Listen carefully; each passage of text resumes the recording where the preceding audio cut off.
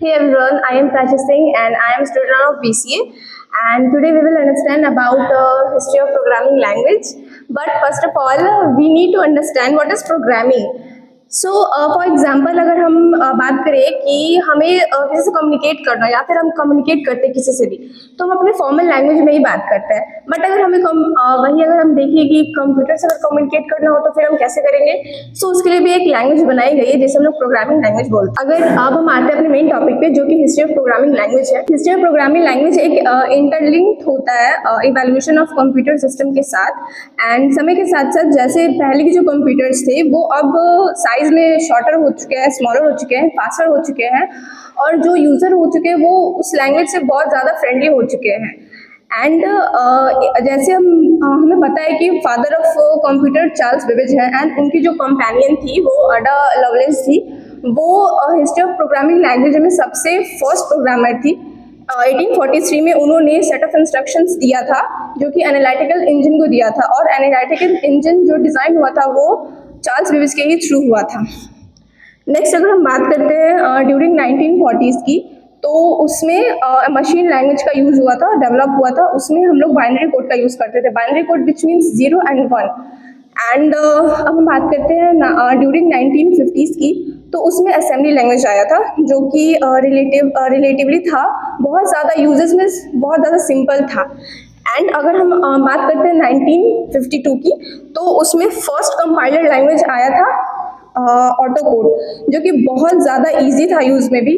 And second अब हम बात करते हैं 1955 की, तो उसमें आया था हमारा फ्लोमैटिक जो कि बहुत ज़्यादा फेमस तो नहीं हुआ बट इसके यूजेस भी थे, और ज़्यादा यूजेस में हमारी फार्मूला ट्रांसलेटर सिस्टम है जो कि फॉर्टेन नेम के हैं, वो बहुत ज़्यादा फेमस हुआ, बहुत ज़्यादा पॉपुलर हुआ. नेक्स्ट हम बात करते हैं 1960s में, तो 1960 में कोबॉल लैंग्वेज आया था जो कि इसका भी बहुत ज़्यादा यूज़ हुआ.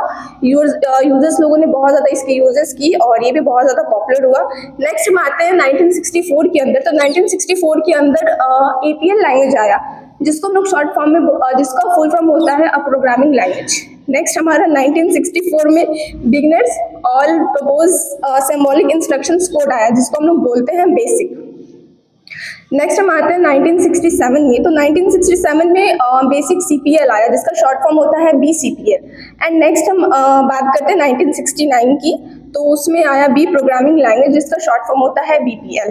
अब हम आते हैं 1970s में आते हैं, तो 1970s में हमारा सबसे फर्स्ट प्रोग्रामिंग लैंग्वेज था पास्कल जो कि बहुत ज़्यादा इजी था लर्न करने में, समझने में.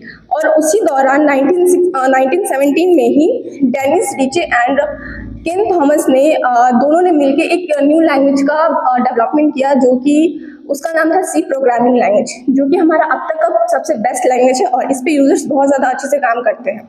नेक्स्ट हमारा आता है उसी जनरेशन में, उसी टाइम में 1917 में ही IBM इन्वेंट किया था जो कि SQL था जिसका फुल फॉर्म होता है स्ट्रक्चर क्वेरी लैंग्वेज.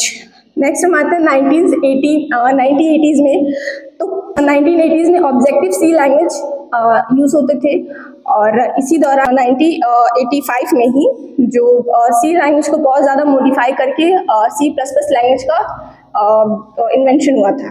नेक्स्ट 1987 में पर्ल का यूज़ हुआ था, पर्ल लैंग्वेज का इन्वेंशन हुआ था. अब हम इन सारे को अगर अलग देखें और 1990 में आते हैं, तो हम 1990 को नेटवर्क एरा भी बोल सकते हैं. नाउ इसमें सबसे फर्स्ट लैंग्वेज जो इन्वेंट हुआ था वो था HTML which is hyper text markup language, और इसे हम लोग वेब पेज के लिए यूज़ करते हैं. नेक्स्ट हमारा है 1991, इसमें हमारा पाइथन लैंग्वेज इन्वेंट हुआ था, और ये भी बहुत ज़्यादा पॉपुलर हुआ जो कि अभी तक फेमस लैंग्वेजेस में से वो चलता आ रहा है. नेक्स्ट हमारा 1975 है जिसमें रूबी का लैंग्वेज का इन्वेंशन हुआ था. ये भी बहुत ज़्यादा फेमस में से ही हम लोग को यूजर्स मतलब यूज़ करते हैं. इसके बाद 1995 में ही लिव स्क्रिप्ट लैंग्वेज का डेवलपमेंट हुआ था, बट जो इसके इन्वेंटर्स थे उन्होंने देखा कि इसकी ज़्यादा यूजर्स नहीं हो रही है, यूजर्स की लोगों की ज़्यादा डिमांड इसकी नहीं हो रही है, तो उन्होंने क्या किया कि लिब स्क्रिप्ट का ट्रेडमिल जो था वो जावा जब उन्होंने इन्वेंट किया था तो जावा का ट्रेडमिल उसमें उन्होंने ऐड कर दिया और उसको जावा स्क्रिप्ट बना दिया, जिससे लोगों की बहुत ज़्यादा डिमांड होने लगी और ये भी बहुत ज़्यादा पॉपुलर होने लगा।